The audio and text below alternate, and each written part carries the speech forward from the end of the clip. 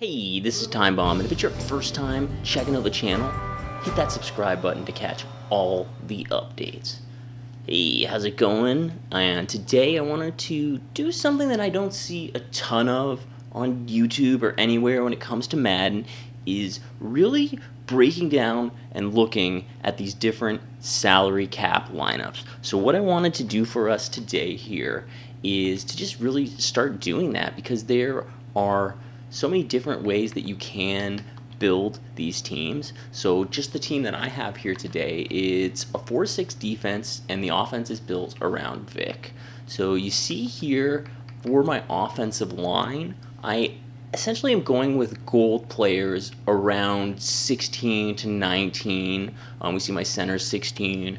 He's about 16 salary cap, and then some higher end, one left guard and one right tackle. And that's, decent blocking. Obviously, I just have McKinnon as my running back, and then Vic, who's got some speed. So I'm not focusing on my run game, but decent protection for my offense there. Then I have John Ross as my wide receiver, my main target, and then this Paul Richardson, who's a bit of a budget beast. If we take a look at him, he's got some decent speed. We compare him to almost any player, he's going to be less than them, but still just that speed is enough to just get some separation for him, that I like using him in salary cap. Having two wide receivers, I'll have to move them around a little bit in different lineups just to really utilize them to the best of their ability. Yeah, Vic's taking up, a substantial amount of that salary cap with 79, but I think he's worth it. He has, it's just his ability to move around. He can just throw dots all over the field. I think he's worth it in this case for sure.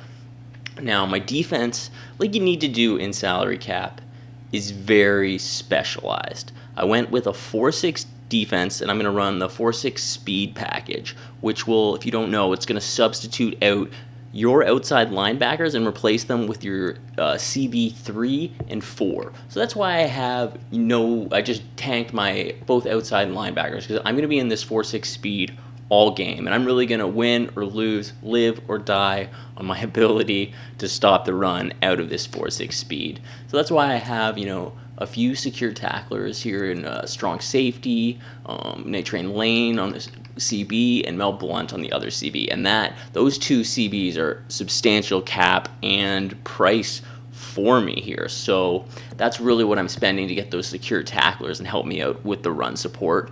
And then hopefully I'm going to user with Jabril Peppers, who I personally think is a budget beast, as my user, a middle linebacker there. And he's going to help stop that run on that side. And then I've got this Skeen here, who's another budget beast at only 42 cap, 90 with 91 zone coverage. And then I'm also going to use Chris Harris, who earlier in the year was one of the only CBs who could reach 91 zone. So he was kind of a staple on everyone's team. So I've kind of brought him back here to be my fourth CB. He's got a good budget. He's still going to hit that 91 zone, and he's going to be playing all the snaps. So hopefully he can get it done there. Won't have to worry about his speed being a problem, because he's going to be basically playing a hook zone in the middle of the field. Also have decent kicker with Bo Jackson here, so I can hit those 39-yarders to help me out. And I actually like a decent punter, so I don't get stuck just putting it like 15 yards. I can actually get rid of the ball, rely on my defense to make some stops if I need to. So this is a basic 4-6 setup that I'm using here, and I actually have it completely broken down on MUTHEAD. MUTHEAD is telling me that it's going for 1.15 million, which the most of that is in Night Train Lane, Blunt, and Vic. So that's at least 700,000 of the price tag. The rest is probably split up amongst Ross and some other players in there as well, a few 100K players, but a very doable lineup for anyone if you're still working on those salary cap wins, or you just enjoy playing salary cap and want to try something different or get more competitive for next year. If you switch out Vic, it really opens it up big time for you and gives you a lot of other options, because you're dedicating so much cap for Vic here that if you go with a Mariota, you're taking off at least 28 cap. I think he's around 50 something, and then you've got more room to either upgrade your running back, which if you're taking that away, you're looking at McKinnon, who's 35.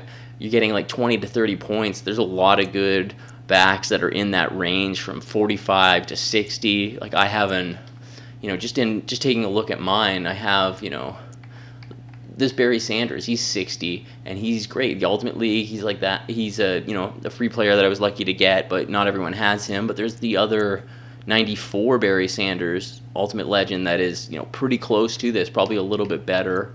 Herschel Walker, he's a great player too here that you could sub him in, get more trucking and some decent speed as well from him, a decent carry. So just swapping out your QB does give you a lot of options, or you can keep McKinnon and upgrade Richardson, or put in another okay player like for John Kondo, who I've tanked there. You could probably get like T.Y. Hilton's elite player in there if you swap to Brady way down there. You lose a lot of your caps. So I mean, Brady's a decent player to substitute in there. However, I'm going to stick with this lineup and see how we can do on this run through of salary cap. So I'll be back with some highlights for after these games. So here we are, we got the gameplay footage. So let's take a look at the first game here. My opponent is on offense, and they drop back in the pocket, getting way too much time. I should have sent in my spy way sooner. Finally, I send in that pressure, and he gets the sack. Way more time than you got to give him. Playing a spy, you got to send him in earlier or as soon as he rolls out of the pocket to make sure he's gotten that counter down to like 3 seconds. That's definitely the best strategy. So it's the same drive. Next play, I've got him near the end zone. He throws on it quick. I get a little tip drill, and I'm coming up with the ball, picking it up inside, almost into the red zone in my first possession. So I'm able to go up 7. Next drive, I'm able to get a big pick. That cover 3 was coming up huge for me. I got quite a few click-ons with who was that over there? With Night Train Lane just kind of coming in for those picks. Here he goes right over the middle. Nice playmaker. Again, I gave him too much time, and he's able to get the ball downfield. I'm up 10-0 at this point, though, and I just need a good defensive stand. I'm able to get some great run defense against him in the first here, and then he goes for the end zone. Sorry, this is in the second quarter, actually, this drive. Going for the end zone, coming up short a couple times. Seemed to have everything shut down. He's lucky he's not getting picked off because he's throwing right into my zones. In the third quarter, 4th and 1. Look at me just cut in there. I just hit that gap, stopped the run.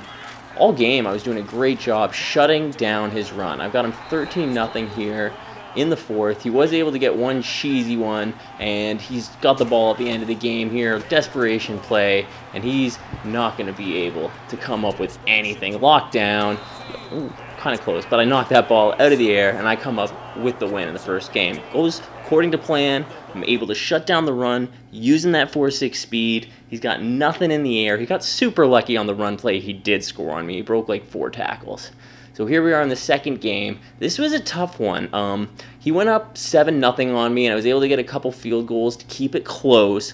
And then it basically came down to this drive in the fourth where I had to keep him to 3. I do a pretty good job shutting him down on the run, and I really thought I had him on the pass here, and he's able to bust through those ones and get it into the end zone. I was just, the setup, I didn't run commit, and then he went up by, those 9 points. He went for 2, and it was over at that point. So here we are in the next game, and this one was a hell game. You see him fall down, and I'm finally able to get the weird sack on him. But this one, 0-0 in the first. We're picking it up. He's dropping back in the pocket. Again, pressure's coming. He looks back, and I get a weird little tip drill pick on that play. So now I'm coming back on offense. He had great defense, too. I'm just able to get this little playmaker, hit my tight end up the sideline. That's going to be enough to get me into field goal range. I'm going to get those 3. I end up riding those 3 points all the way to the win. I just get the ball basically in the fourth here with just about the 2-minute warning, pinned pretty close to my own end zone. I'm able to just make a couple of nice little lucky plays here, get a first down, and then just keep the ball moving, make this nice little counter play. Gonna run this over to the left, just misses a tackle. Should have gone outside there. I don't know why I was cutting back in. And this is pretty much going to be enough for me to win this game because he's going to use his timeout there, and I've just got to get one more first down, and then I'm able to take it. That was a 3-0 win, which, I got to be putting up more points than that, but luckily I was able to get it done. Oh, I hated the color combos in these games. It's 6-0 here in the first. I actually messed up on an extra point, and I'm just kind of slowly moving the ball down towards the field goal range, and then I'm able to go up 9-0. And this is one of those things that's so annoying. I use that scum kick on the guy. He messes up. I'm able to lay a big hit stick, get the forced fumble, pick up the ball, so I'm like on the 10-yard line here. I just did this video about that scum kick. I feel bad every time I do it, but I'm happy to get the ball, and doing that's going to make him quit, so I'm going to get the win. So we're doing pretty good here at, what is this, 3-1 now, making our way through. So we're getting into game 5, and I actually had the same opponent as the first game again, and he goes up 17-3 on me. Again, using this rollout, I'm able to get a big pick from Harrison Smith there. So now I've got the ball, 17-3. 3rd and 22, but I just noticed he's pressed a little bit, and I get a great release from Ross, put it up top, going deep. I'm able to find him. No one's going to catch him, so that's a touchdown. 17-10. I just need one more good defensive stand, a big touchdown, and I got this game tied up. So, and I already beat him, so I know I can do it. So here again, I'm playing in my cover 3, playing it pretty decently, but I'm just trying to look for where he's going to playmaker, and he gets it just past me. I'm not able to, I see it coming, but I'm not able to stop it. Luckily, I get a user hit stick fumble, I get the ball, and now it's going the other way. This is the first play of that drive. I motion him over, notice he's past him, beat everybody, and he's gone for the touchdown. I don't know why I didn't have all the replay of that.